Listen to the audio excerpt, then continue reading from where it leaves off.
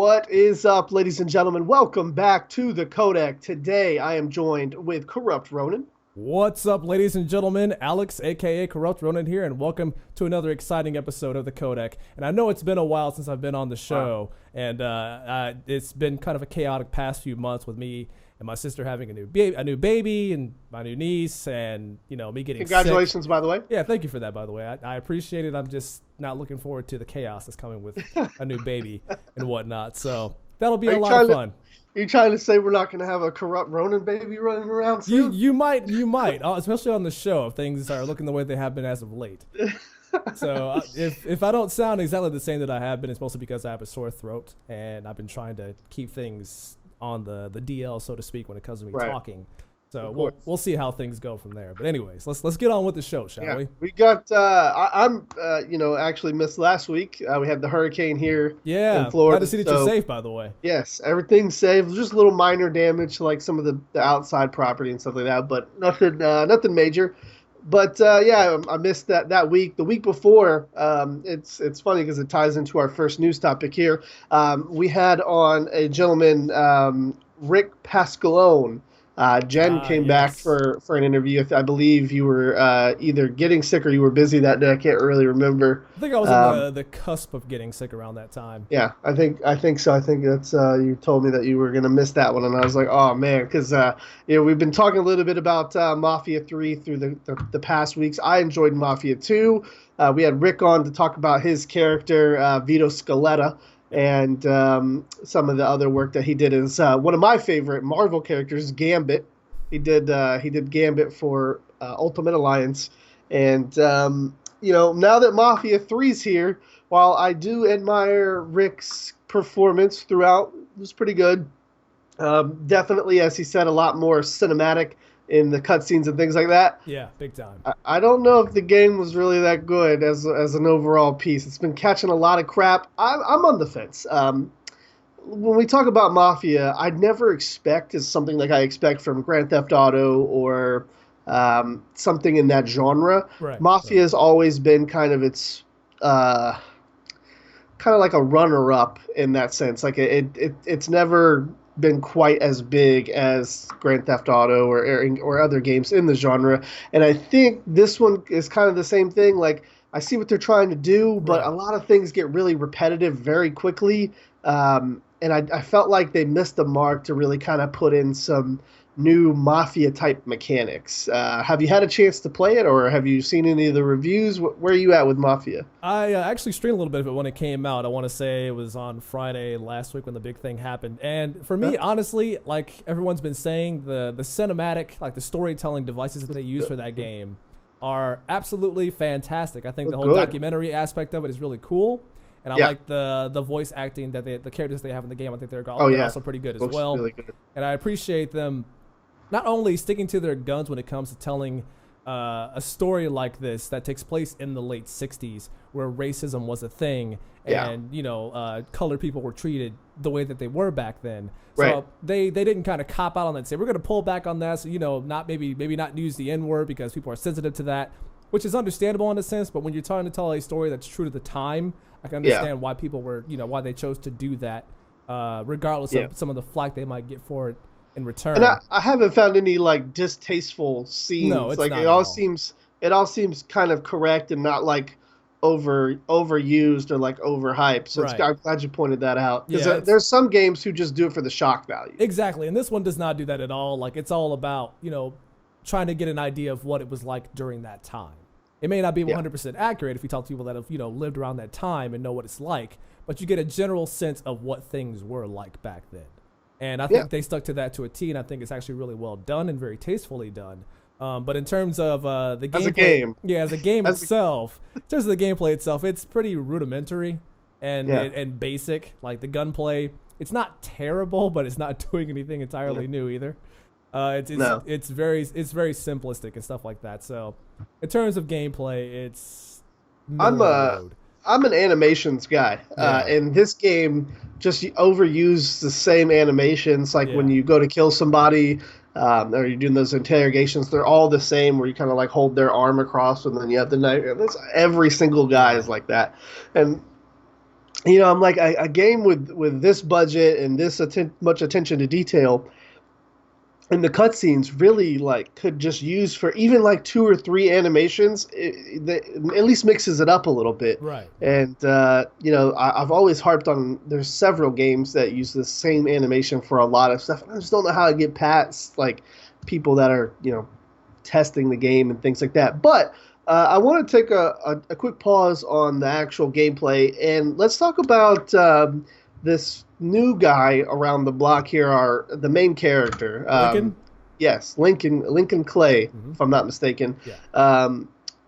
Brand new voice actor. I checked him out. I was going to invite him on the show, but I don't even think he has his own personal Twitter. If he does, it's very obscure. Yeah. His IMDb has almost nothing on it. And this is really kind of his first foray, and I think he did a pretty good job. What did you think of it? I think his voice, like that, first his performance so far from what I played of the game, I think it's pretty spot on as a character that's playing. He's not necessarily black per se. He's like a mix. Yeah. He's a mixed character, but of course back then, if you looked black, you were considered black, regardless.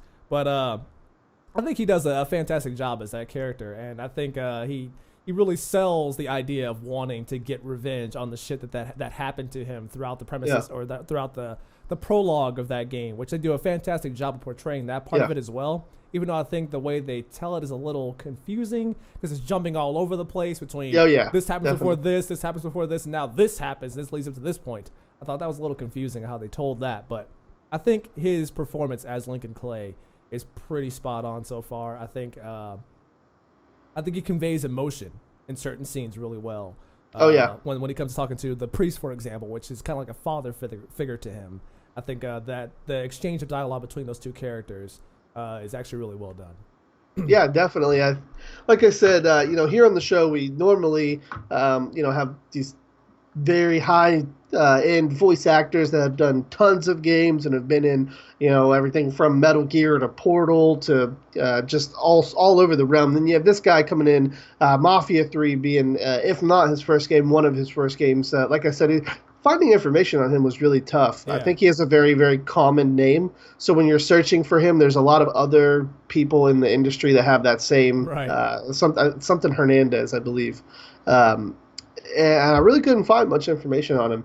But I think, not only when you come in to do your first voiceover is it important to nail, but he also nailed the motion capture in the facial animations, which when we talked to Rick Pascalone, said they did the whole game is all of the cutscenes are motion captured. Which I think shows in the quality of that too, like the motion capture, the facial performance as well. Like there are very few games you see out there that manage to do lip syncing as well as this game does, and I think it's Fallout.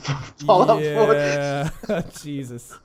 But it looks really good from the production value side of things. Yeah, definitely. Yeah, I mentioned Fallout. I just hopped in checking out the new Nuka World DLC, and immediately one of the first cutscenes I had desynchronized lips and voices.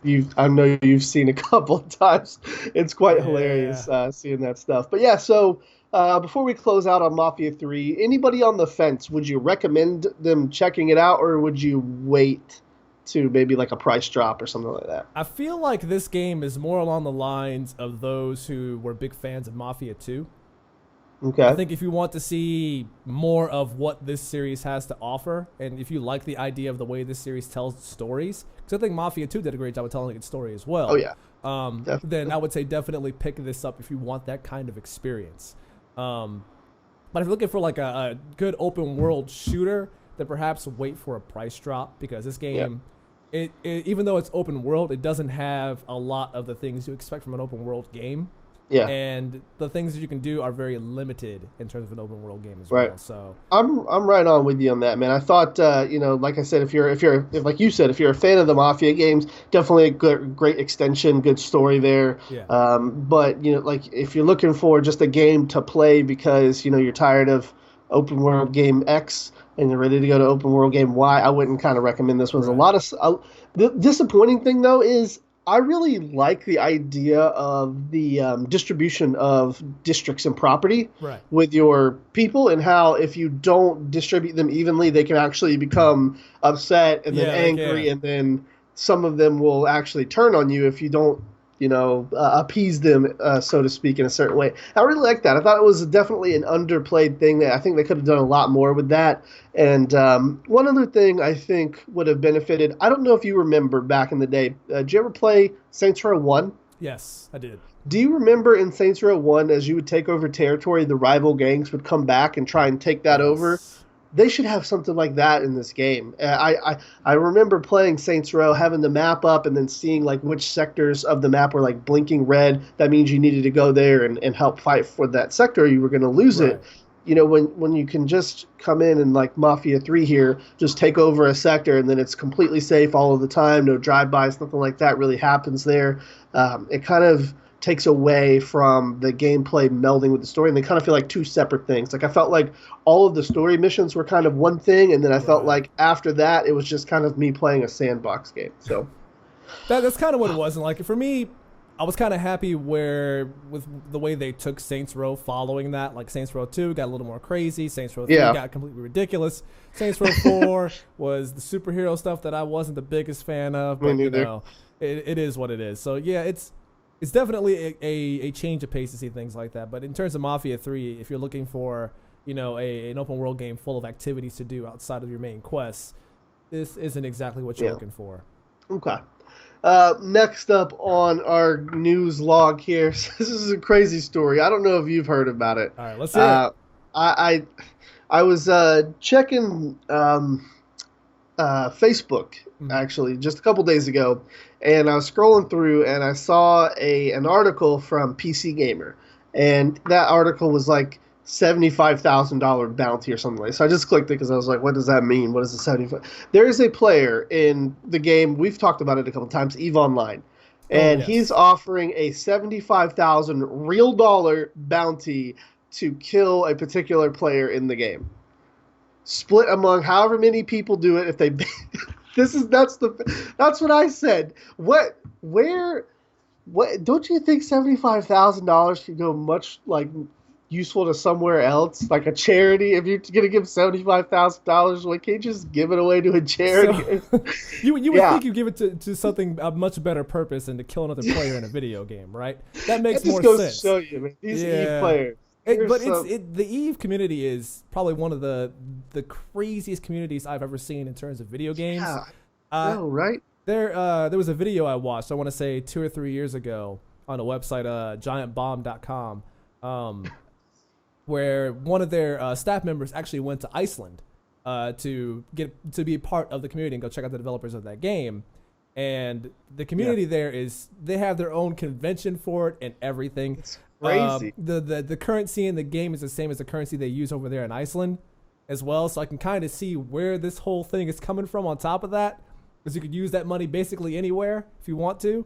But Really? it's Yeah, the whole thing with that game is insane over yeah. there in Iceland, and I can kind of see where this is coming from. But yeah, the EU community is insane, and there's a lot of money that flows between That's the so crazy. missions and stuff that goes into that game, whether it's real life money or money in game. There's a lot of money in that game. That's why people are so like bent on spreadsheets and shit like that before they Yeah, go attack, because that shit is important. It's like you're your own accountant in that game yeah. basically. It's weird because, to my knowledge, no other MMO, even the biggest one in the world, World of Warcraft, does not match it like this. Right. There's no real stakes in Warcraft. I know there's raids and things like that, but with Eve being a space kind of territorial conquest type of game, um, it's just so unique, and it's so weird. If you would have asked me, would Eve still have players 3 4 years ago, I would have been like, why? Why do you think this game would have any players?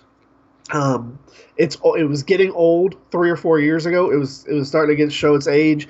I played and reviewed a couple of demos, trials and demos and stuff that they put out for press, and I just didn't find the game very fun at Yeah. first. And the more I see this stuff, the more interested I get, and I like Yeah. kind of want to play. And then they've added new features where like you can actually extend your game time by playing in the game. So like if you buy like a 1 month subscription, if you go in there and you play this game like you're supposed to, you can actually get enough in-game money to pay for your subscription to Yeah. Yeah, you reoccur. can. It's it's insane. just it's just crazy the amount of I guess dedication and passion that these fans put in, and to see this pop up, a $75,000 reward split among whoever goes out and kills this particular guy, I guess that betray him or something like that. It's almost like a space drama that it's an unscripted space drama Yeah. made by the players. And do you think that's the key to an MMO? Because the more I look at this, I'm like, the reason why Eve is where it is right now is because the community plays it the way it's supposed to be played. Mm. Do you feel that same way, or do you think it's more the game developer side, or what? I think it's a mixture of both. I think the developers probably had no idea that this thing was going to blow up the way that it did when they first made this game, and the way Yeah. the community would go about maintaining the community that game has currently. I think that the community itself is what's keeping that game alive, and the Yeah. way that they can make choices about how to handle different missions, or attack different players, or set out bounties to take out different players. I think that stuff like that is what keeps that game alive, and I think it'd be kind of cool to see, perhaps not the real money that's flowing through that game going to more MMOs, but perhaps the ability for players to create more of their own stories like that, and Yeah. change things out like that, where they can put bounties on other players, perhaps in-game money and stuff like that, and create their own events the way that Eve Online Oh does. yeah. And I think that's a great thing that I would like to see. Perhaps maybe not even more in more MMOs, but maybe in more games in general. On top of Okay. that, so I think that's a really great idea. And even though I'll probably never play Eve on Live a day in my life, I do think that game has a pretty awesome community of people that are dedicated to seeing to what that game is and keeping it alive. Yeah, it just blows my mind. Like I said, I've never seen with any other game such a high cash reward for an in-game task. It's I mean, I've seen it before. I've seen uh, people give away money in World of Warcraft for like the first group or guild that can complete like a raid or a Yeah. dungeon or something like that, but never $75,000. It's Yeah. always like $1,000 or $5,000 for like the server bills or things like that. But yeah, I thought it was pretty unique, and I definitely want to talk about it. If you guys play Eve here in the chat, let us know. Yeah, 'Cause by all there's means, feel free. a couple people here today that I don't recognize. So if you guys play Eve, let us know, and tell us what faction you're a part of, or what I think they're factions or corporations, something like that. Shout out But to Lyriquin, Rebel Scum, and Penguin Jutsu in the chat right now. do they play? They don't play, but I can see them in there. Oh. They're talking. They're having a discussion, and Lyriquin just mentioned how Guild Wars 2 had the best community ever when it launched and things like that. Oh So yeah, I there's, mean there's a lot of Guild Wars 2, man. That's a game I want to get some voice actors on from. I Let's think we had a few of them on the show actually. we have one of the ladies that I actually interviewed recently. This was a solo interview. I interviewed Ellen Dublin and Oh, yeah. or Ellen Dubin, excuse me. She was in Napoleon Dynamite and Guild Wars and Skyforge and Fallout, and we had a talk about Guild Wars. She plays a lot of in the Elder Scrolls. She plays a lot of the Argonians. Of course. And Of course. so yeah, it was fun to talk to her about that kind of stuff. She loves Guild Wars. They call her in, I guess, frequently to talk about stuff to do with her role, because that game's always updating. Right. But okay, time to talk about the dead horse on our topic list. Keep beating that dead horse. Jeez, man, this one just seems to never go away. We got to talk a little bit about No Man's Sky. No Man's Sky released to one of the most, I believe, record-breaking sales on Steam. Oh, yeah. Came Big time. on, so I believe it sold like the most copies in the first 24 hours or something along those lines for this particular year. And it seems almost immediately after, it has broken the record for the least people playing a new release on Steam. It might have broken the record for the most refunds too. Yeah, but it's definitely breaking a lot of records, good and bad. It seems that No Man's Sky now has reached a low of, I believe the last time I checked, it was under like 1,200 concurrent users on Steam, and it just blows my mind, just the amount of hate and kind of disarray that has accompanied this game, and the company that launched this game. Yeah. I understand it to a particular point, but I've never seen in my entire career as a gamer and as a writer for Nation Fusion and Frag Nation, and as a streamer, I've never seen a game get quite so much hate. Never. And there's been way worse games out there, like way worse, way more falsely advertised. All I'm saying is that Metal Gear Survive nonsense is getting plenty of hate right about now. Oh man, There's some competition out there. Let's put it that way. Yeah, I mean, in Metal Gear's case, for me, like I said earlier in one of our past episodes, it kind of gets a pass. I've always felt since I've seen the Metal Gear Survive trailer that Metal Gear Survive is an expansion pack. It's a standalone kind of thing, and a lot of people just still don't understand that. Right. And if they don't, that's fine. If they don't want to agree, that's fine as well. I respect everybody's opinion. Of course. That's what this show is, anyways. We're all about opinions here, anyway. Exactly. To say what you want, but with No Man's Sky, I understand it. With Metal Gear, it's hard for me to. It's hard for me to understand it because it's not. It's not a continuation of the series. Right. But with No Man's Sky, let's talk about how it fell from its highest peaks. And even within the first couple of weeks of playing it, it didn't seem like people were that upset. Right. And then now, just like all of a sudden within the last week or so, people are so mad. They're talking about false advertising claims for lawsuits, all these massive refunds that you mentioned earlier, and then now with its lowest concurrent player count.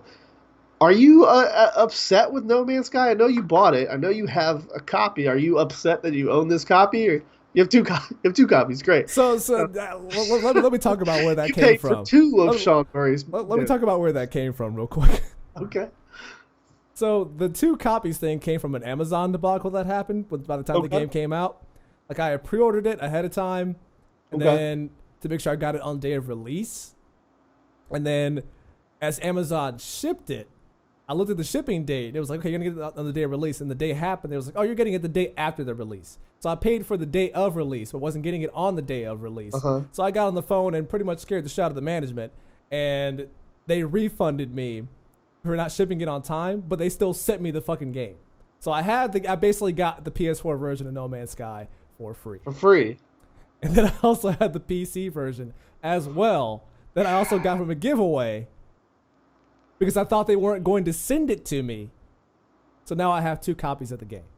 Oh, great. So, going back on this crazy story and pretending that you never got a refund, do you think you would be upset, or do you think that you played No Man's Sky enough to get your money's worth? I've put in like 200 hours in the game.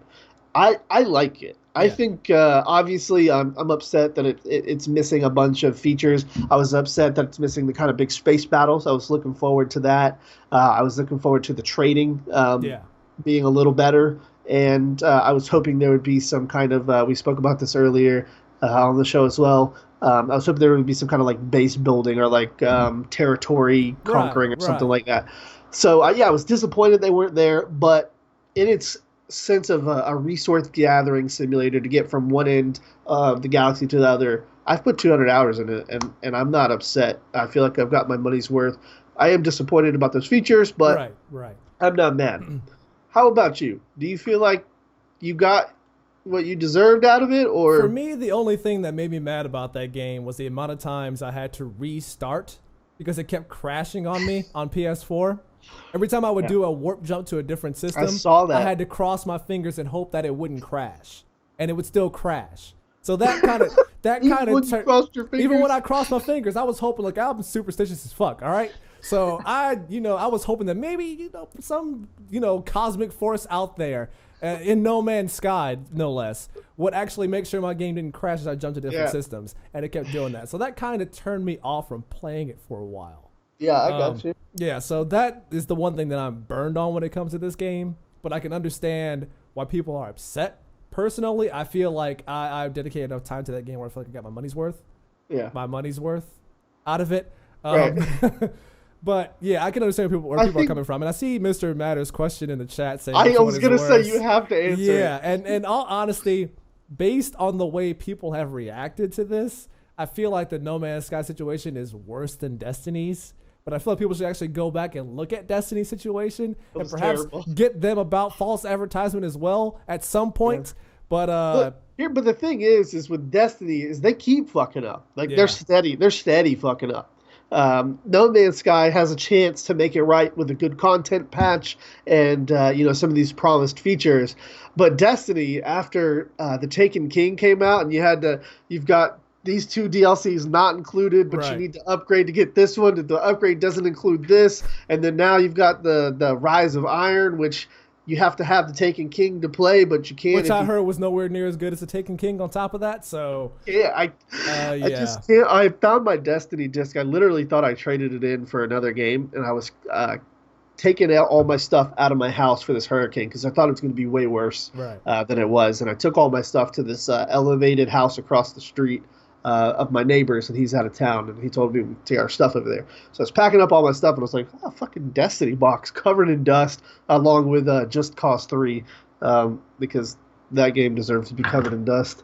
But I put Destiny in, and I started downloading it, and I was like, I don't know why I'm doing this. I can't play anything. Like, I don't think you can play multiplayer unless you have the updated stuff, because it's in the map rotations for this DLC, and I don't have it, so I don't even know if I can play multiplayer. And that was a big issue at the time, because when the first DLC came out and it added new maps, those were getting rotated into the competitive multiplayer thing, and people couldn't play it because of that.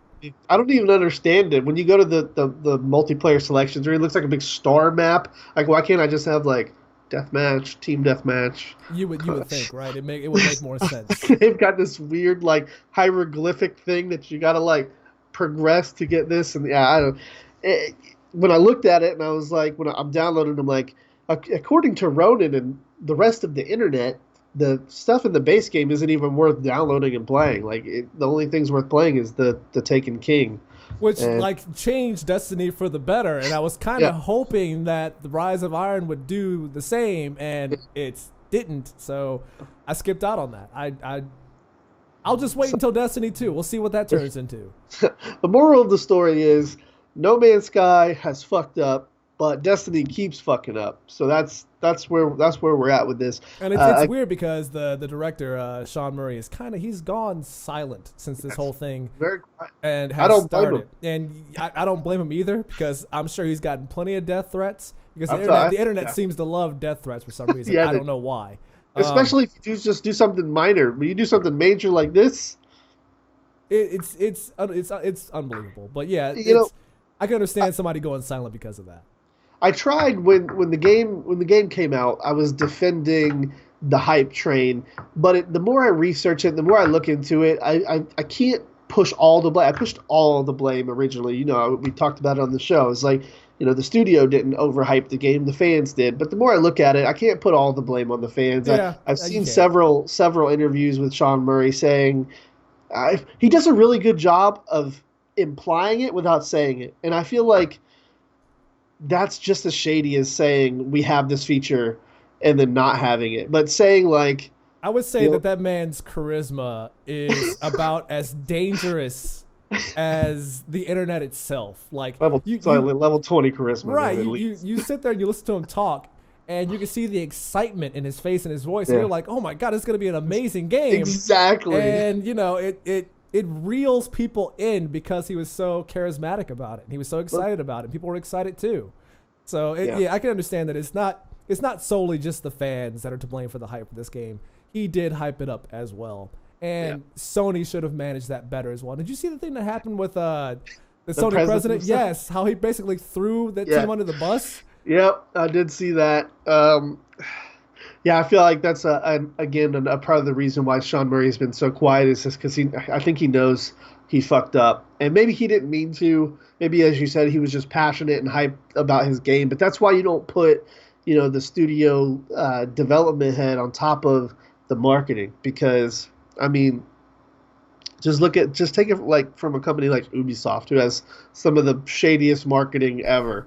Uh, they do a good job of marketing it, so the fans, they'll still buy the game, and nobody really complains about it. Yeah. I mean, when you put this guy on top who's making the game, he's going to talk about all of the features that he wants and all the features, excuse me, that the game needs, but he's not going to show us, as shady as, Ubisoft or EA's marketing teams may be, they show us the gameplay, they show us what's in the game, and maybe the graphics aren't to the level, but I would have accepted, No Man's Sky's graphics not being as good as opposed to complete features missing. Right. So that's No Man's Sky for you. I'm sure they'll be back in the news. New lawsuit pops up, or Yeah, right. Sean Murray finally decides to come out of hiding and says something about the game. Did you see? Right. You saw the thing about Jeff Keighley wanted to talk about that as well, right? Yeah. Yeah. I think according to the internet, there should be some kind of press release from Hello Games within the next 30 days or so. I'm not sure who it's going to be from. It may be from Sean Murray. It may be from the studio as a whole. But according to what I've been hearing from those different articles and things like that, I feel like they're going to say something. I just don't know, who it's going to be. We had some stuff coming from the guy who makes the music for the game recently on Twitter, talking about some new music coming in. So a lot of people are assuming new music means new content. Why would you add new music without some new content? Right. So, there's that, but it remains to be seen. Poor No Man's Sky. I know that's going to be a thing that's reoccurring in the news for the coming weeks. Yeah, I'm sure. I do want to point out, though, that No Man's Sky, as I've said with a lot of games that come across basically our news desk, it has the building blocks to be a great game. I always talk about games that could be good building blocks and they're not. The Hello Games has a chance here with No Man's Sky to take No Man's Sky and build it into something great. And I will accept that. If No Man's Sky over the next 6 months or so has multiple feature updates and new content and stuff like that, I will be way more receptive and way more forgiving and put more hours into the game than I have now, as opposed where this is what we're getting and then we're not getting anything else until paid DLC time. Right. That will upset me. Yeah, understandable. So, that's what we're looking at. Next topic we got up on the list is probably one of my favorites so far this year. The Outlast 2 demo has recently released. I played this on a Friday night. I was getting ready to leave. I was getting ready to leave here. I was going to Georgia. And I was like, we're going to check out Outlast 2 before I go. It's the last chance I'm going to be able to play some games for a little bit. And I wanted to see what it was about. Plus, with the hurricane, no internet connection, needed to play a single-player game. So I hop into Outlast 2. Starts out not very scary. I was a little farm-looking thing. I get into this hallway of this school. And it's so creepy. The lights are flickering. The lockers are shutting. I wind this little music box. I'm like, there's going to be a jump scare here. There's going to be a jump scare here. No jump scare. Get to the end of the hallway. Door doesn't open. Turn around. Biggest jump scare of my life. I screamed. My girlfriend can attest to this. I screamed quite loud, threw the chair back, and hopped out of the chair onto the couch. Like, no exaggeration, nobody there, wasn't streaming, it wasn't, to hype anybody up or to over-exaggerate for a video. That was my legit reaction, and I said, this is the game. I cannot wait for this game to come out. I love horror games. They're one of my favorites to play. I watch, tons of horror movies, play lots of horror games. As soon as that happened, I put the girlfriend on it. I was like, we're going to escape, restart. I was like, you got to come in here and play this game. Same part. Same jump scare. Completely done. Didn't want to play the game anymore. Have you played Outlast 2, and what do you think of it? I have not. I know the demo came out, and I told myself I'm not going to play it because I want to You go into have to play it. I want to go into that game blind when it comes You out. have to. You have to play it. I can't. I want to go into that game blind when it comes out. I was hoping it would be out this time of the year Yeah. so I could play it for Halloween, spooky streams month, but it's not there, so I gotta wait. No, it's not. I'm not even sure if you have a solid release date on it. Yeah, there's no. I think they said 2017, sometime in 2017, but that's like a release time frame, so who knows when it's coming out. But kind of disappointed about that, even though I loved Outlast 1. I'm pretty sure that playthrough that I did of that is still up on my YouTube channel for those who want to check that out. There was no webcam in that, so you won't be able to see me get scared, but you can hear. You can hear him. You can hear me get scared. Hey, you hush, little dog. But yeah, so I'm pretty excited for Outlast 2. That's the reason why I want to go in blind with this and not play the demos, because I want all that stuff to be fresh when I play it. I think you can't quote me, but I'm pretty sure this demo things will be changed. I can't tell where it is in the story because it seems like it jumps. The first part is definitely the beginning of the game, which is in all of the trailers, the helicopter crash. But I feel like the game skips throughout, so you might be safe. I don't know. I'm going to start a petition for you to play it, and I know all of your viewers are going to say that you have to play it, and you have to please us. That's your job. If there's enough, if there's enough demand for me to do it, then I will totally do it. You got it. I feel like you have to, man. And I feel like, oh man, it was such a good demo. 2 gigabytes long enough to get an idea of what the game's going to be like, but I don't think it spoils much in the way of the story. It's basically the demo that most of the Let's Players have already played. Mm-hmm. So it's if you've seen any of those, it won't be anything new. In any case, Outlast 2, definitely highly anticipated game here on my list. Assuming it comes out, obviously we can expect you to play that. Are there any other horror games on your radar right now? You keeping an eye on Biohazard? It's been receiving some updates in the PlayStation. Yeah, I've been keeping a close eye on Resident Evil 7. That's good. It looks good, and I played the demo. That demo had so many different code names. Like before, it was the beginning hour. It was called The Kitchen, which was they were code naming it The Kitchen, so people wouldn't know that it was Resident Evil. And then the beginning hour came out at E3, and that was the Twilight demo that came out that was updated. So I've been playing all of those and kind of getting hyped for the game on top of that. And there's new information that came out about perhaps a returning character, and another trailer showed like you getting a shotgun. So there's going to be combat in the game, from what I can tell. And I think there's a pistol ammo in the demo. Yeah, there's a pistol and ammo in that, but you don't shoot anything in it. Yeah, you don't shoot anything in it. So it's kind of like it's just there to let you know, hey, there's going to be combat in this game at some point. What I was worried about. Yeah, what a lot of people were worried about. They're like, "Where's the combat?" And all I see is you running away from people. I'm like, "There's gonna be combat." And which that drives me so crazy. Yeah. I remember seeing a lot of distaste for there not being any combat in the demo, and I'm like, you guys were just crying about too much combat in Resident Evil 6. And now you're pissed off because there's no combat at all. Like, make up your fucking mind. What do you want? What do you want? I prefer it like it is right now. I like a little tiny bit of combat, but it seems like it has the survival horror elements there where you're picking up like items that have particular uses around, and then you're trying to figure out uses for the ones that maybe don't make a whole lot of sense, like the finger in the hand thing. Right. So and from what I can tell anyways, what I've gathered from the information that's come out so far is that they split that game up into 2 different gameplay styles. You have the one style where it's mostly about survival, you staying alive, running and hiding, and those are done via the VHS tapes, the found footage that you find. You do that there, and then the actual shooting gunplay stuff is when you're playing as the main character itself.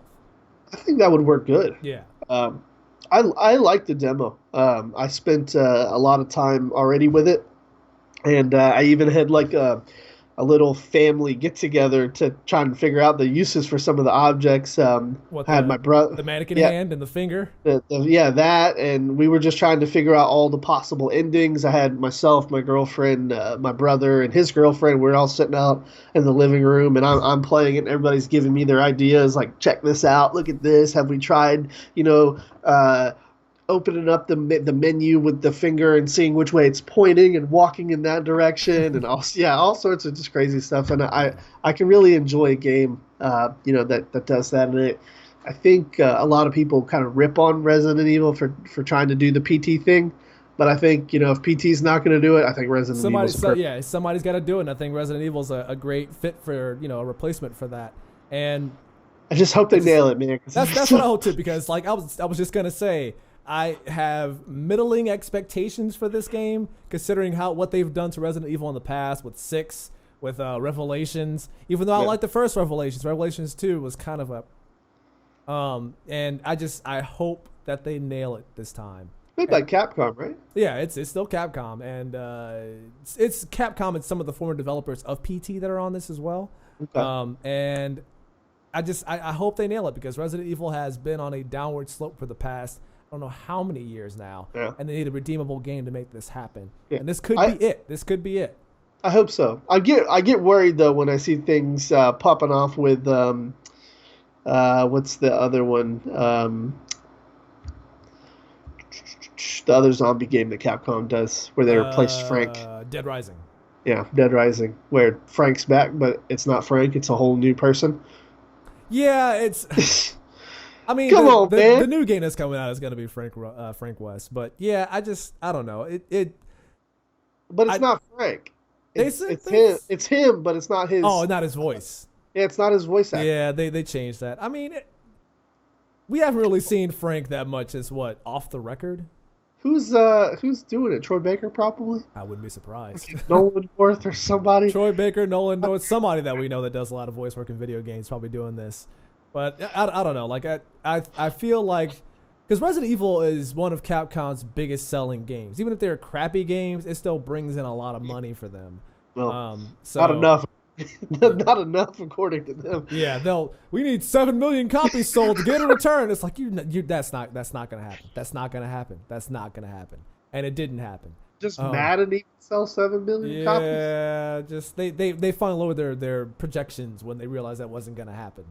But yeah, we'll see what happens. I think this is a good direction for Resident Evil to take. I know they still have that Resident Evil 2 remake they have planned, and maybe I'll have renewed faith in them to do that. If this game works out, we'll see where that goes.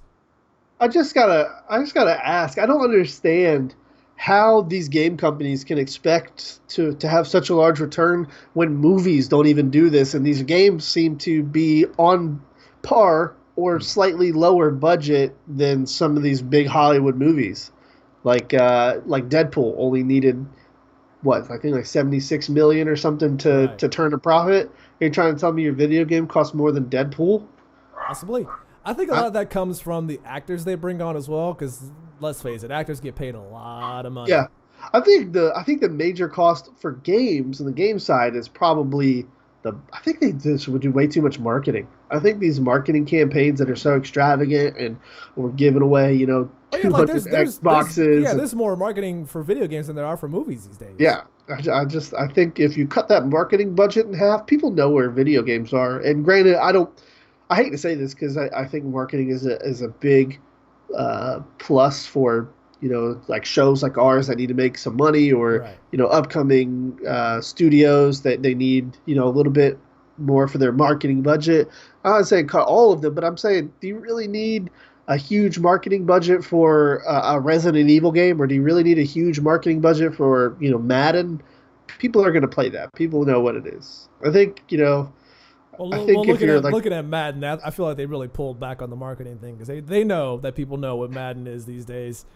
Yeah, I've been seeing Madden commercials, man. Commercials and stuff like that. But you look at things like what Call of Duty and Destiny does, for example, where it's not just commercials. It's like you go to fast food places like Taco Bell and scratch off this code to win this exclusive Taco Bell gun or Sparrow or whatever the hell it is. Call of Duty Mountain Dew flavor. Like, you see a lot of that stuff when it comes to video games, a lot less of that when it comes to movies.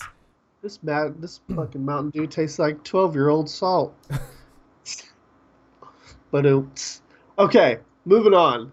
We've got a couple more topics here. One more big one, and then we'll wrap up. Sure. So, Watch Dogs 2 has recently been putting out a lot of gameplay.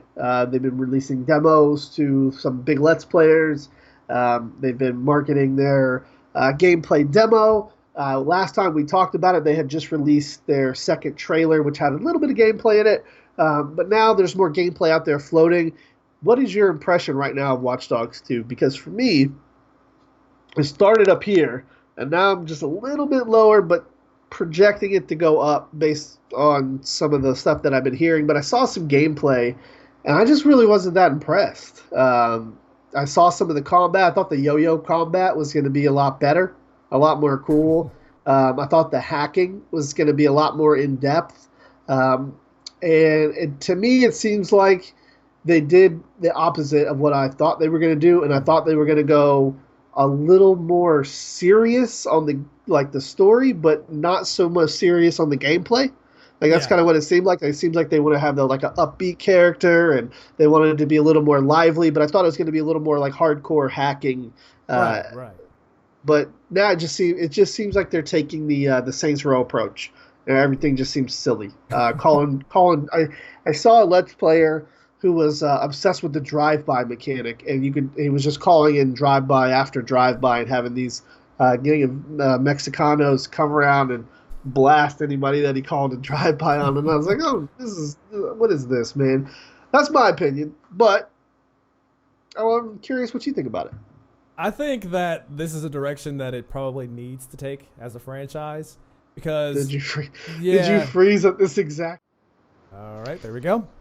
Sorry about that interruption, ladies and gentlemen. We're back. We were just asking Corrupt Ronan his thoughts and on... very deep thoughts. I was in very deep thought about this. It's so deep that it broke our internet. It broke the connection. Skype couldn't handle it.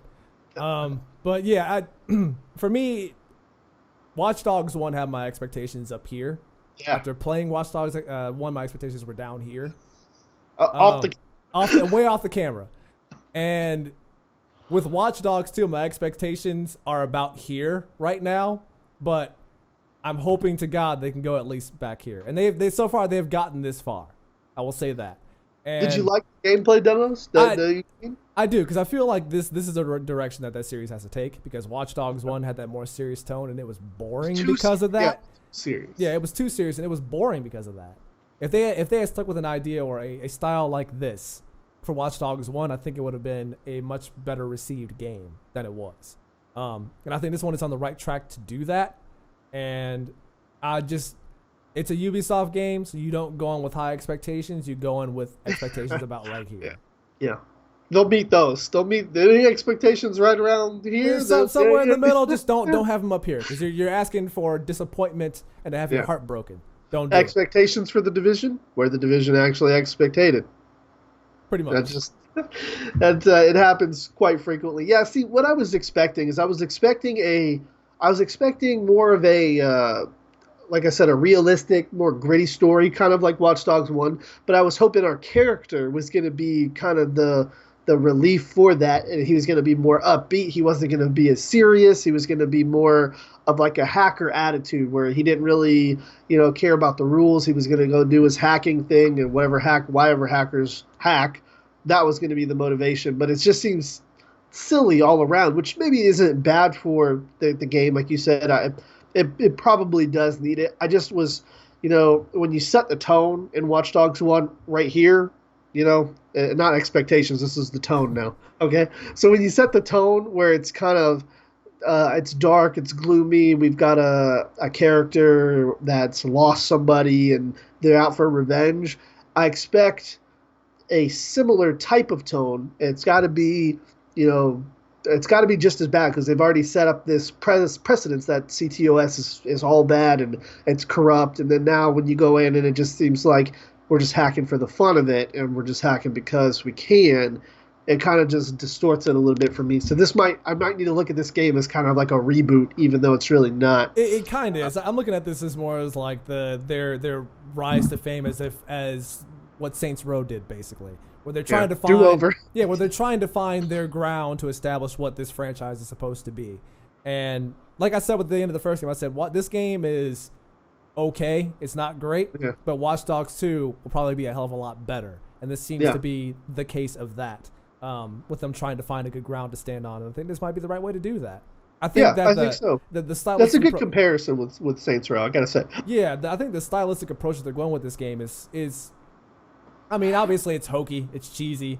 Like it feels like this clique group of hackers that are so cool they could do whatever they want. They try to Everybody looks like dead mouse. Yeah, to try to get into the hacker the hacker world and stuff like that. But if you really get down to it, hackers are definitely not like this in real life.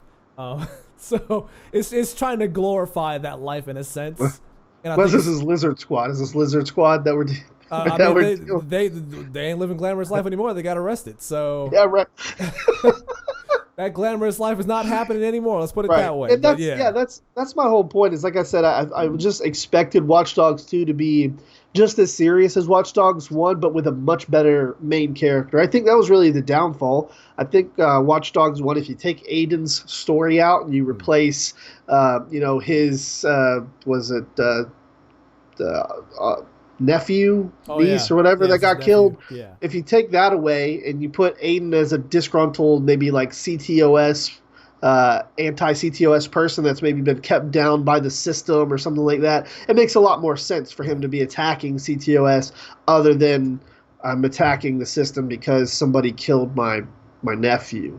To me, it makes it a lot more. It killed his niece like in a car accident or something like that, and his nephew got kidnapped. Yeah. Exactly. Okay. Yeah, exactly. If you take those family parts out of it, and maybe like the system has kept him because he's kept him down because he's like an ex-criminal or something, and he's using these hacking powers to get rid of the big brother aspect. That makes it a lot more engaging, and I figured that's kind of what we were going to get, but with a character with much more life and much more vibrancy. This I don't know the guy's name, but the voice actors, I like him so far. He's kind of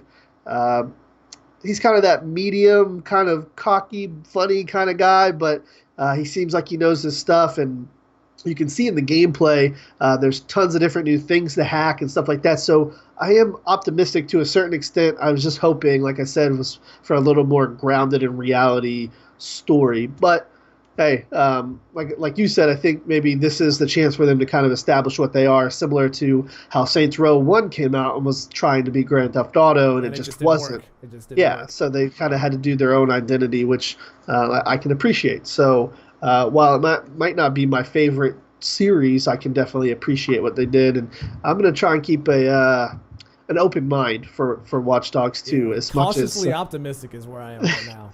As much as I don't want to. So that wraps up all of our main topics. Is there any other things that we might have missed that we want to talk about before we get out of here?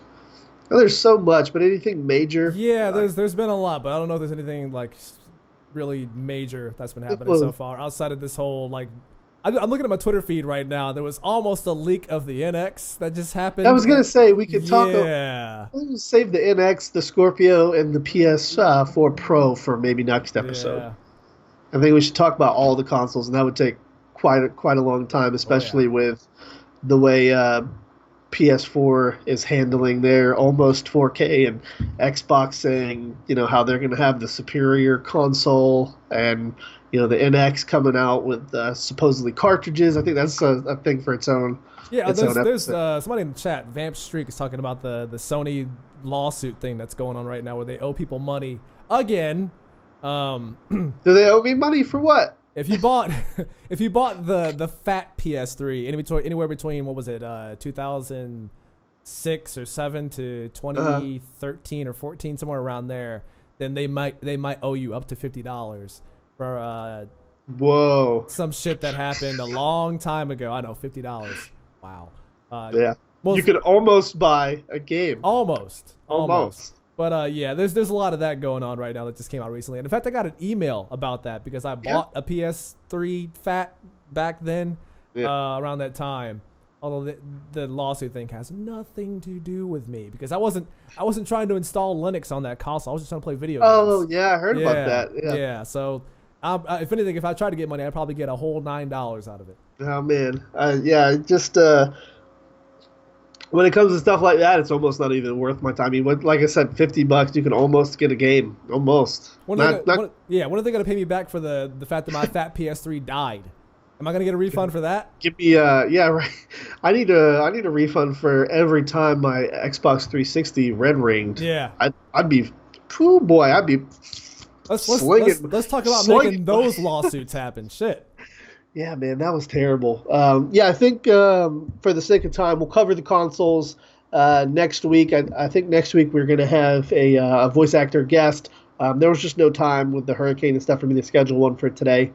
So I wanted to just come on here and talk about some gaming news. As I said, there's a ton more topics, but I don't think anything that can't wait for one more episode. In fact, I think if we wait, we'll probably have some more details on what's up with these consoles in the coming weeks, just because it seems like at this point the NX is the Titanic and it's just taking on every fucking leak they could possibly get. There's leaks on the price, leaks on the gameplay media, the leaks on the games that are going to launch with it, which is like going to be like 2 or 4. Yeah, and the inner workings of the console, like the CPU and GPU, and there's a lot of that going on. Basically, we know what the console is going to be at this point, so Nintendo may as well just show because they may as well just show it to us. Right. Yeah. Poor Reggie. Yeah. Poor Reggie. I know he's just walking around the office going, "Did you say this? Did you say this? Who said it?" He's just walking around the office trying to find out who's leaking all this information. Like, let me know whose ass I have to set on fire. Oh man, it's probably the whole office. It probably is. Probably tired of keeping this one a secret. In any case, guys, make sure you tune in next week. We're going to have a voice actor guest. Not exactly sure who it's going to be. It could either possibly be Keith David, if I can set that one up. I know he's coming on sometime this month. Either Keith David or we'll have a surprise one for you. Not exactly sure. And like I said earlier, just kind of depends on the schedule. Heather Haley and Quentin Flynn are still slated to come back on the show. I asked Heather to come on last Friday before I knew the hurricane was coming. Yeah. And she was like, yes, I'll come on. And then I was like, on Thursday, I had to play. I can't do it because of the hurricane. So it seems like every time I try and schedule that lady you on. Say you were under the weather. I was under the weather. Ah, see? But you weren't sick. You weren't sick, though. Yeah, but you weren't sick, so that's okay. That's okay. Ronan, you killed me, man. Thank you guys so much for tuning in today. Make sure you give us a follow so you can stay up to date on when we go live. We will be returning next Friday with something for you. I'm not sure exactly what, like I said.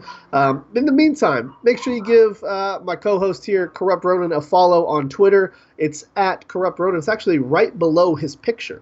His name is right down there. Follow him on Twitter so you can stay up to date when he goes live, when he's streaming, what games he's playing, and kind of what he's up to. You can also check out his YouTube channel, which is youtube.com/corruptronan. You can find me there. I'm gonna be uploading more content there. I've actually gotten some overlay stuff done for the codec and stuff like that. So you'll probably see archives of this going up as well in the very near future. So stay tuned for that as well. And I guess when the stream comes back, I still have to finish Gears of War 4, so that'll probably be the next thing I play. That's going to be on next week's episode as well. Yeah, and give everybody some time to play that one before we totally roast it. I got to schedule games that I have for stream, so it's going to be Gears of War 4. After that, I'm going to go back into Mafia 3, and after that, I'll probably go back into Shadow Warrior 2. Okay, cool. So you got some games to play. Yeah, give him a follow on Twitter so you can keep up to date when he goes live, and check out his YouTube channel so you can see his archived interview with the Devil May Cry voice actor and whatever other content he likes to post up there. If you guys would like to keep up to date on this show, you can check out at @the_Codec. We post some giveaways. We just did a giveaway for a game called Verdun that was featured on one of our other shows here, The Arena. We featured them last week. They gave away some codes. So if you guys want to win some stuff, we occasionally give away some codes there, as well as we like to ask you guys questions, what you think about news topics floating around, things of that nature. So if you want to keep up to date on that, it's at @the_Codec on Twitter and on Facebook if you prefer. Other than that, time to say goodbye. Yep. Oh, by the way, I forgot to mention, I also have like a bunch of Call of Duty Infinite Warfare beta codes for PS4 as well. Man. So if you guys want any of those, feel free to get at me on Twitter about that. I'll send you a code. It's first come, first serve. So if you miss it, you miss it. But if you want it, just let me know and I'll hook you guys up. But anyways, thank you all for tuning in. We definitely appreciate the viewership and your support. We will definitely see you guys next week with either a new show or a voice actor. So stay tuned for that. I'll try to get both. Could be. I'll try to get the archive up of this as soon as possible, sometime over the weekend. once I have the overlay completely finalized and stuff like that. So stay tuned to that as well. But in the meantime, you guys stay classy, stay sharp, and Corrupt One, and we'll see you next time. Peace.